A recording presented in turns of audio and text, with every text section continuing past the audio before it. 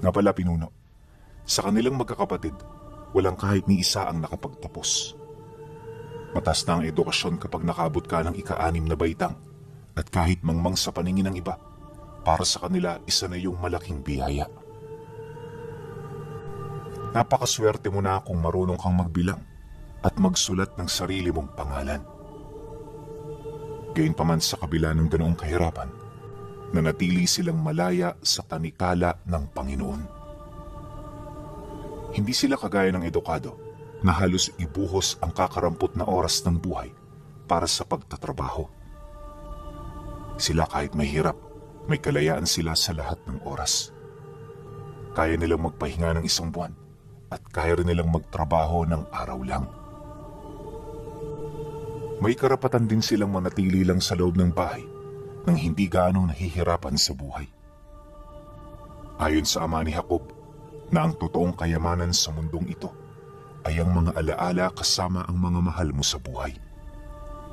Dagdag pa ng tatay niya na, maliban sa ganoong bagay at mabubuting gawa, wala ka nang madadala sa iyong pagpanaw.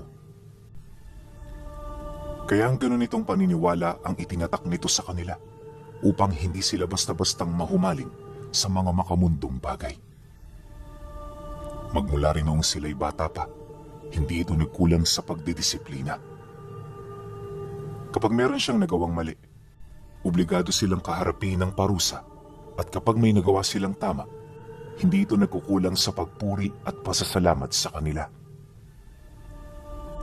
Dahil sa ganoong pag-uugali ng kanilang ama, kaya lumaki sila bilang mga mabubuting tao. At kahit wala silang ibang kaagapay, natutunan na nilang mamuhay ng nagtutulungan. Isa yun sa mga rason kung bakit kahit wala silang mga kaibigan, masaya sila sa kanilang tahanan. Ngunit lingid sa kaalaman ni Jacob na ang mga kaganapang yon sa buhay niya ay panimula pa lamang ng tadhanang tinatahak niya. Isang hapon, habang naglalakad sila pa uwi, may nakasalubong silang matandang lalaking kuba. Paugod-ugod man sa paglalakad, pilit nitong pinapasan ang malaking bayong sa likod nito. Wala rin yung suot ng tsinelas, kaya nung makita niya ito, agad niyang inabisuhan ng kanyang mga kapatid na mauna nang umuwi. Nang marinig naman ang sumunod sa kanya ang sinabi niya, tumango lang naman ito habang inaakbayan ang iba pang mga kapatid nila. Kuya, umuwi ka bago mag-6:00. Ako na ang bahala kina itay at inay. Wika ng kapatid niya bago yun tuluyang makalayo. Nang marinig niya ang sinabi nito, agad siyang tumango. Pagkatapos nagsimula na siyang lumakad kasama ang matandang kuba. At habang binabagtas nila ang daan, dito niya na ito natanong kung saan yun pupunta at kung bakit naglalakad ito sa bundok ng mag-isa. Dagdag pa niya na hindi naligtas ang lugar na yun para sa matanda dahil sa estado ng katawan nito. Subalit pagkarinig nito sa kanyang sinabi, napangiti lang naman ito habang sumasagot sa kanya ng, Hindi yan totoo, iho. Malakas pa ako. Hindi lang halata sa katawan ko. Pero salamat na rin dahil nagkusa ka na tulungan ako. Pagkarinig niya sa sinabi nito, di naman siya kaagad na nakasagot. At sa pagpapatuloy ng kanilang pag-uusap, dito niya nakilala ang pangalan nito at kung saan yon nakatira. Ayon sa matanda, Vergel ang pangalan nito at nakatira yon sa dulong parte ng kanilang bukid. Madalang lang siyang dumaan doon dahil may mas madaling daan patungong baryo. Dagdag pa nito na kahit yon ang unang beses nilang pagkikita, matagal na siya nitong kilala. Nabanggit kasi nito na kaibigan niyo ng tatay niya at kaya lang naman hindi na sila gaanong nakikita ay dahil sa responsibilidad nito sa pamilya nila. Naintindihan naman yun ni Vergel, kaya sa halip na bumisita, hinayaan na lang niya ang mga ito. Gayunpaman, kahit hindi na sila nakikita, nananatili ang malakas nilang ugnayan sa bawat isa. Matapos nitong mailahad ang tungkol sa ugnayan nito at ng kanyang ama, Nagpatuloy ito sa pagbabahagi ng kwento hanggang sa marating na nila ang bahay nito. Ayon kay Jacob, maganda ang pwesto ng tahanan ng matanda. Nakaluklok yun sa mataas na bahagi ng paanan ng bundok kung saan ilang metro ang layo mula rito, meron yung mumunting sakahan. Sagana rin sa tubig ang lugar, kaya wala ka na ritong hahanapin pa. Pagpasok nila sa loob, bumungad sa kanya ang asawa nito na naglilinis ng sahig, nagawa naman sa bloke-blokeng tipak ng kahoy. Sinauna ang bahay, kaya yung estado nito talaga namang napakatibay kahit ilang dekada na yung nakatayo. Maaliwalas din ang paligid at kahit saan ka magmasid, wala kang makikitang basura.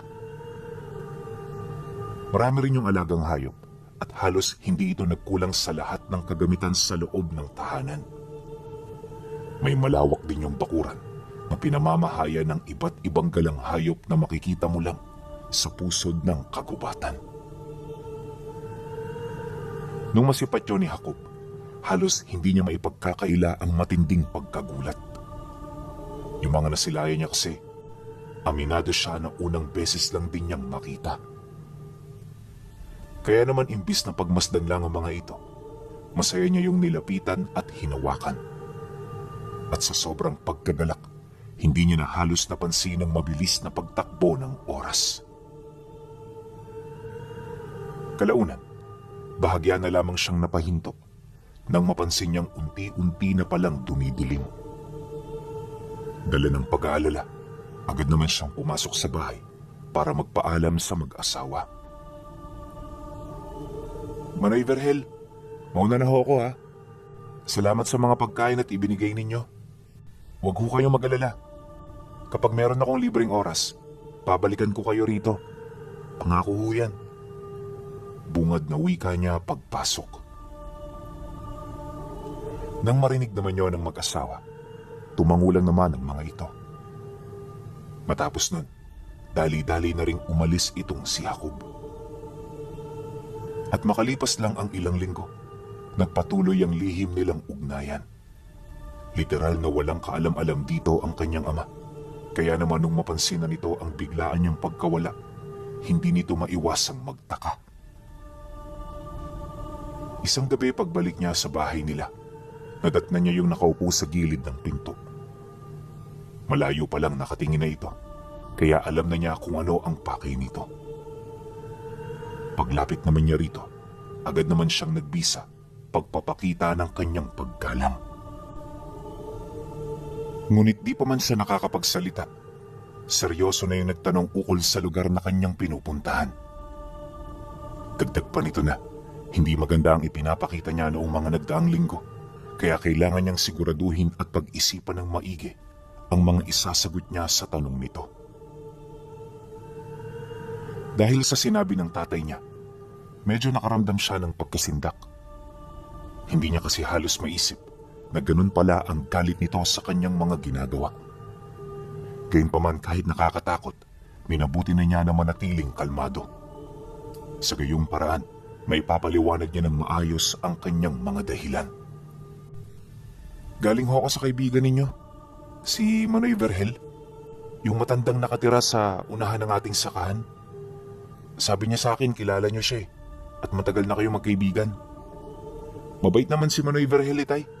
Kaya kapag wala tayong ginagawa sa sakahan, dumidiretso ako ron para tumambay sa kanila at makipaglaro sa kanyang mga alaga. Wala rin ho naman sigurong problema kung pumunta ako ron. Tama ba ako, tay? Sagot niya rito ng may paggalang. Nang marinig yun ng kanyang ama, tsaka pa lamang ito na nahimik. Wala itong nasabing kahit isang kataga na parabang nagulat ito sa mga bagay na kanyang nalaman.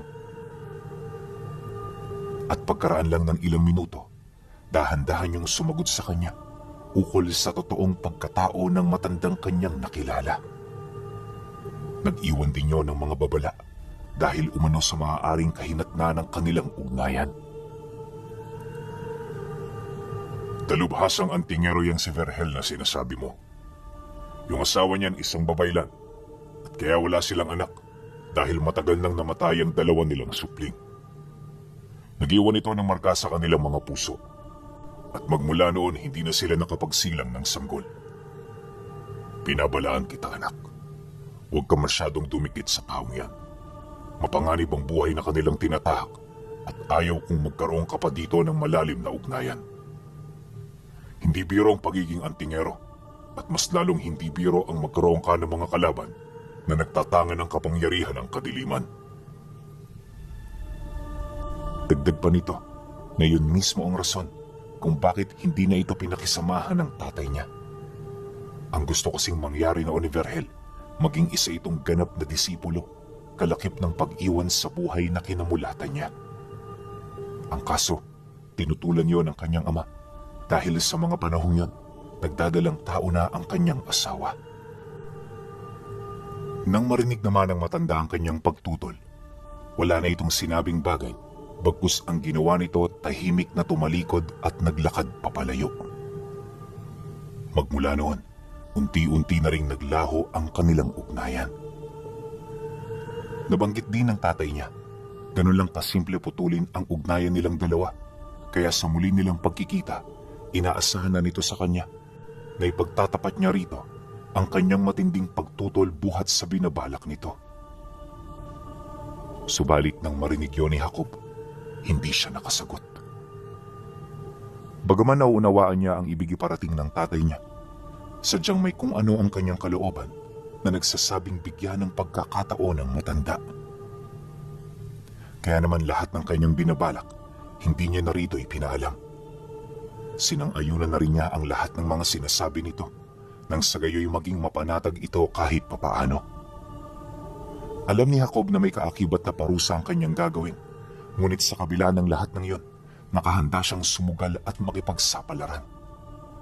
Sa isip-isip niya, maaaring ang matandang antingero ang makakapagpabago ng buhay niya. At sa loob ng 6 na buwan, wala itong naging ideya sa kanyang pinagkagagawa. Lahat ng naging lakad niya, sinigurado niya na abala ang tatay niya para hindi ito maghanap sa kanya. Awa naman ng Diyos, wala yung napansing kakaiba. At habang abala yun sa pagsasaka, siya naman ay nakatuon ng atensyon sa pagsasanay at pakikinig sa lahat ng mga itinuturo ng matanda. Habang dumaraan ang mga araw, paunti-unti namang nalalagyan ng laman ang kanyang kamalayan. Marami na rin siyang naranasang pagsubok na mismo ang matanda ang may gumawa. Gayunpaman sa kabila ng lahat ng iyon, hindi pa rin sapat ang 6 na buwan. Ngunit kahit papaano, meron na rin siyang mga nalalaman pagdating sa mga tigalpo, bakod at mga pamakong dasal. Malaya niya na yung nagagamit kapag bumibigat ang kanyang sarili at nakakaramdam siya ng panganib. Pagkatapos ng 6 na buwan, nagkaroon silang 2 linggong pahinga. Ayon kay Tandang Verhel, mas mainam na magkaroon sila ng bakasyon para makasiguro na meron pa siyang oras sa kanyang pamilya. Bago siya umalis sa bahay nito, may iniabot yun sa kanyang medalyon na punong-puno ng mga simbolo. Ayon kay Jacob, hindi siya nagulat sa mga simbolong nakita niya rito, bagkus ang ikinagulat niya ay ang mismong medalyon na halos 1.5 pulgada ang kapal. Gawa rin ito sa purong tanso na merong halong ibang material para magaya ang itsura ng purong ginto. Gakamao rin ang laki nito, kaya hindi yun mainam na gawing palawit sa kwintas. Bago siya umalis sa bahay ng matanda, inabisuhan siya nito na palaging dalhin ang medalyon saan mang lugar siya tumungo. Magsisilbi niya itong proteksyon laban sa lahat ng salot at mga sumpang pwedeng ipakapit ng mga nilalang sa katawan niya. Nang marinig naman niya ang tungkol dito, dali-dali niya yung kinuha. Paglagay niya nito sa kanyang bulsa, tinapik siya ng matanda sa balikat, kasabay ng pag-uwika nito ng, "Kahit nasa bahay ka lang, Jacob, ipagpatuloy mo ang pagdarasal. Huwag mong kakalimutan na ang panalangin ay hindi matutumbasan ng kahit na anong kapangyarihan. Humayo ka at magpalaganap ng kapayapaan sa iyong kapwa. Matapos nitong magsalita, dito na rin siya umalis. Nakakalungkot man ang ganoong tagpo. Alam niya na may dahilan ng matanda kung bakit siya nito pinagbakasyon pansamantala. Lumipas ang araw. Unti-unti namang bumalik sa normal ang kanyang buhay. At sa kabila ng kanyang mga pinagdaanan, natutunan niya pa rin ngumiti at makipaglaro sa kanyang mga kapatid. Yun nga lang, hindi na ito gaanong madalas dahil sa mga responsibilidad na kailangan niyang gampanan. Nang mapagtanto kasi ng tatay niya na wala siya gaanong trabaho, siya na ang inutusan nito na maghatid ng mga bunga na kanilang nakopra sa nagdaang 2 linggo. Napakarami na rin kasi nito at kahit lumipas ang taong yun, alam ng tatay niya na hindi nila ito mauubos. Pagsapit ng gabi bago ang araw ng kanyang pag-alis, nagkausap silang dalawa ukol sa mga gagawin niya. Ayon dito, na para hindi siya mahirapan, isasama niya ang kanyang kapatid.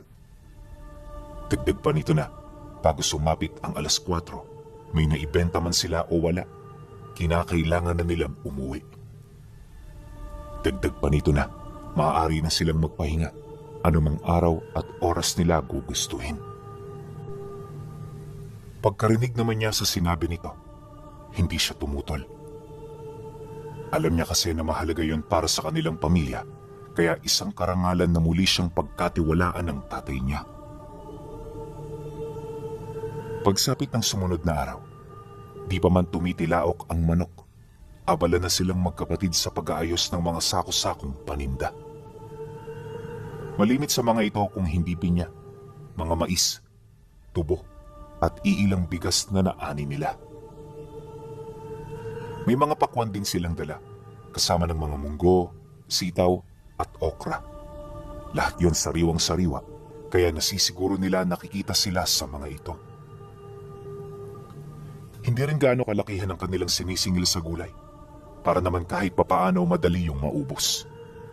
Ganon ang taktika nila sa pagtitinda, nang sa gayoy hindi gaano mahirapan ang mga mamimili.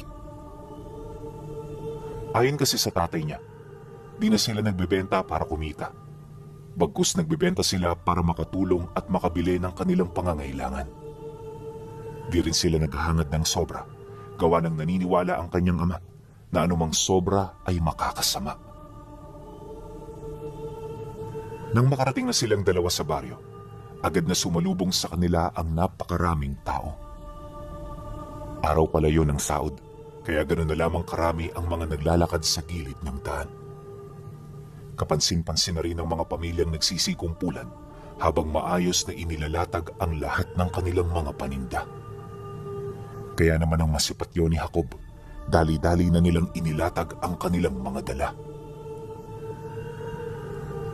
Ilang minuto pa ang lumipas, dinagsana sila ng mga mamimili. Napakarami ng mga ito, kaya sa loob lamang ng kalahating oras, halos maubos na ang kanilang mga paninda. Unang naubos sa kanilang dala, yung mga palay na ilang sako lang naman. Mabilis ding nawala ang mga okra, kalakip ng mga mais at iba pa. Paano ba naman kasi, di hamak na mababa ang kanilang presyo kumpara sa ibang mga mananaod. At dahil dito, marami ang nagalit at nag-isip sa kanila ng kung ano-ano. Yung iba nga, sa sobrang pagkairita, hindi na maiwasang kumprontahin siya. Ngunit imbis na magalit din kagaya ng mga ito, inintindi niya ang mga taong yon sa abot ng kanyang makakaya. Nagrason din siya ng may buong paggalang para naman kahit papaano hindi ito mainsulto sa kanya. Ang kaso kahit anong pagdadahilan, tila bang hindi pa rin yun marunong tumanggap.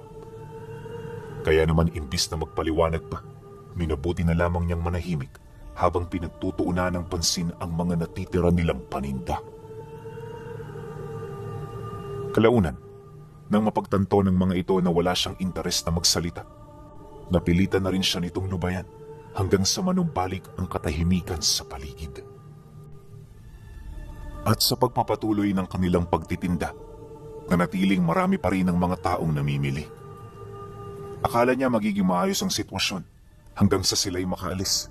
Pero maya-maya lang, may napansin siyang kakaiba sa lugar. Nagsimula ito nung may makita siyang isang pamilyang namimili ng mga karne, di kalayuan sa pwesto nila. Unang tingin pa lang doon ni Jacob, alam na niyang nagbabalat kayo lang ang mga ito, kaya naman naalarma siya.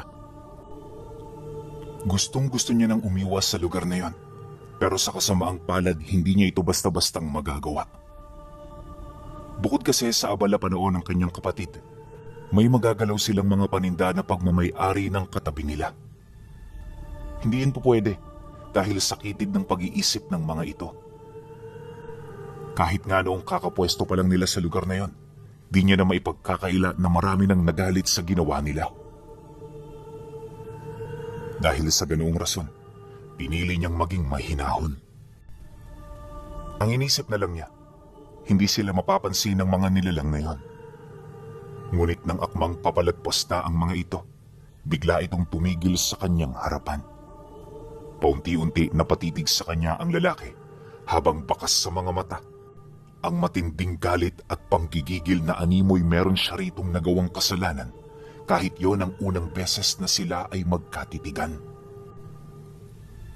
Nakakailang man kung iisipin, minabuti niyang palagpasin ito. Alam niya kasi na hindi siya pwedeng gumawa doon ng gulo dahil pumunta sila roon para lang maghanap buhay. Makalipas pa ang ilang minuto, humarap yun sa kanilang pwesto. Dahan-dahan itong lumapit, kasabay ng walang kaabog-abog nitong paghawak sa kanilang mga paninda. Ang kaso lang, habang hinahawakan yon ng lalaki, kitang-kita niya ang pag-uusal nito ng mga buhay na salita. Nakakabingi yun kung pakikinggan, kaya alam niya na ang usal na yon ay usal ng kaliwa. Dala ng pag-aalala, agad naman niya yung pinigilan, kasabay ng matapang niyang pag-wika rito ng, "Kung hindi ka bibili, umalis ka na. At huwag mong hawakan ng mga paninda ko. Nakakasuka ang kamay mo." Nang marinig naman yon ng nilalang, ngumisi lang naman ito habang natutuwang sumasagot sa kanya ng, "Talaga ba? Magdahan-dahan ka sa mga sinasabi mo, bata. Dahil nakatungtong ka sa aming teritoryo. Kayang-kaya kitang patayin ngayon at lahat ng mga tao rito hindi maaawa sa'yo." Pagkasambit nito ng mga kataga, dito na napilitan si Jacob na ilabas ang kanyang medalyon. Nakabalot yun sa puting tela, kaya nang makita ito ng nilalang, hindi kaagad yun naghinala. Pero nung inalis na niya ang telang nakabalot dito, dahan-dahan yung napaatras. Yung galit sa mga mata nito, napalitan ng takot at mga alalahanin. Nang masipat naman niya ang pagkasindak ng nilalang, matapang siyang nagwika rito ng, "Sa ngalan ng Panginoon, lumayas ka!" Pagkarinig naman ito sa kanyang sinabi, hindi na ito nagsalita pa. Dali-dali yung umalis hanggang sa tuluyan na yung maglaho sa kanyang paningin. At nung bumalik na ang katahimikan sa paligid, minabuti na niyang mag-alsa balutan ng kanilang mga gamit. Napakaaga pa nun kung iisipin, pero wala na silang magagawa. Alam ni Jacob na kapag nagtagal pa sila rito, posibleng balikan sila at manmana ng mga nilalang. Ayaw na ayaw niya yung mangyari, lalo pat kasama niya ang kanyang kapatid. Kaya naman kahit may makaaway siya sa mga katabi niyang pwesto, di niya yun inurungan. Isang bagay lang ang kanyang nais, at ito ay makauwi sa lalong madaling panahon. Ilang minuto pa ang lumipas, nagawa naman nila ito. Yun nga lang, marami na ang nagbawal sa kanila na pumwesto sa lugar sa pagsapit ng susunod na saudan. Di naman niya yun gaanong iniisip, lalo pat di hamak na mas mahalaga ang kaligtasan nilang dalawa. Kalahating oras bago sumapit ang 3:00, naihanda na nila ang lahat. Nabili na rin nila ang kanilang mga kailangan, kaya dali-dali na silang lumabas ng baryo. At habang binabagtas nila ang daan, panay ang kanyang pagmamasid at pakikiramdam. Halos lumipad na noon ang isipan ni Jacob Pinuno, Kaya lahat ng tanong at mga sinasabi ng kapatid niya, hindi niya gaanong maunawaan. Basta ang nasa isip lang niya, makalayo sa lugar at makauwi ng ligtas sa bahay nila. Ngunit nang medyo nakalayo na sila ng baryo, napansin niya na parang umiikot-ikot lang sila sa iisang lugar. Lahat kasi ng puno na kanilang nadaraanan, parang magkakamuka, tapos yung daan napakapamilyar. Kaya naman nang mapansin niya ang tungkol dito, agad niyang pinahinto ang kanyang kapatid. Nang marinig naman ito ang kanyang sinabi, casual itong nagpahinga habang nagtatanong sa kanya. "Bakit kuya? May nakalimutan ka ba?" Bungad na tanong nito habang iritableng humihiga sa lilim ng puno. Nang marinig niya yun, hindi niya ito gaanong pinagtuunan ng pansin. Basta ang sinabi niya tumahimik at makinig sa kanyang mga sasabihin. Kaya naman nang marinig ito ng kanyang kapatid, hindi na rin ito umimik. Kalaunan, nang medyo mairita na ito dahil sa tagal ng kanilang pagpapahinga, sapilitan na yung tumayo at naglakad. "Bahala ka kung anong gagawin mo dyan. Basta ako mauna na. Marami pa akong trabaho sa bahay, kuya. Kaya hindi ako papayag na abutan tayo rito ng gabi." Wika ng kapatid niya habang padabog na naglalakad papauwi. Ngunit pagkawala nito sa kanyang paningin, laking gulat na lamang nito nang bigla siya nitong masilayan sa unahang bahagi ng daan kung saan ito naglalakad. Paglapit nito sa kanya, gulat na gulat ito at halos hindi yun makapagsalita. Ngunit nang akmang magtatanong na ang kanyang kapatid, bigla na lamang itong sinunggaba ng isang taong wala na halos saplot ang katawan. Nag-aangil din ang nilalang na yan, tapos yung katawan nito parang pinintahan ng uling dahil sa sobrang itim. Dala naman ng pagkagulat, sapilitan niya yung hinawi habang nagdarasal. Pagdistansya nito sa kanila, agad niyang nilagyan ng poder ang kanyang kapatid kasabay ng pagkuha niya ng medalyon sa kanyang bulsa. Nang masipat naman yun ang nilalang, nanatili itong nakamasid habang maiging naghahanap ng paraan kung papaano sila nito mapapaslang. Subalit nang magsimula na siyang magdasal, bigla namang kumaripas ng takbo papalayo ang nilalang na sumunggab sa kanyang kapatid. Isipin ninyo, hindi pa tapos ang mga engkantasyon niya, pero naapektuhan na yun ng husto. Maya-maya pa, nang makadistansya yun sa kanila ng ilang metro, bigla na lamang itong bumagsak sa lupa, kasabay ng pagbuo ng napakaitim na usok sa likod nito. Narinig din niya yung umatungal na animoy hindi maganda ang kalagayan nito. Dahil sa pangyayari, dali-dali niya yung nilapitan. At nang magkaharap na sila, walang habas niyang pinagtatadyakan ng ulo nito bago niya yung tagain ng sundang na hawak niya. Pagkatapos tsaka pa lamang nawasak ang mahikang ginamit nito sa pambabagat. Pagka-uwi nila ng bahay, isinumbong niya kay Tandang Vergel ang mga nangyari. Kinagabihan nun, nasaksihan ni Jacob kung papaano nito pugutan ng ulo ang mga aswang na nandiskita sa kanila sa baryo. Lahat din ng miyembrong kasama, mula sa anak, tiyuhin, hanggang sa kamag-anak ng mga ito. Matapos naman yung maisagawa ng matanda, agad yung umalis nang hindi na ito nagpapaalam. Dumaan ang mga araw, muli silang bumalik sa baryo. May mga naiutos kasi sa kanila na hindi nila nabili, kaya naman napilitan silang bumalik. Pagdating nila sa lugar, halos hindi niya mawari kung bakit iniilaga na sila ng mga nilalang. Yung mga aswang na nakita niya sa lugar na yon, di na makatingin ng diretsyo, animoy takot na takot ang mga ito. At nang sila'y makauwi, tsaka pa lamang niya nalaman na binalaan na pala yun ng kanyang maestro. Ayon kay Jacob Binuno, misteryo para sa kanya ang kapangyarihan ng maestro niya. Dahil kahit matagal na silang nagsasama, hindi niya pa ito nakita na nakipaglaban ng buong puwersa.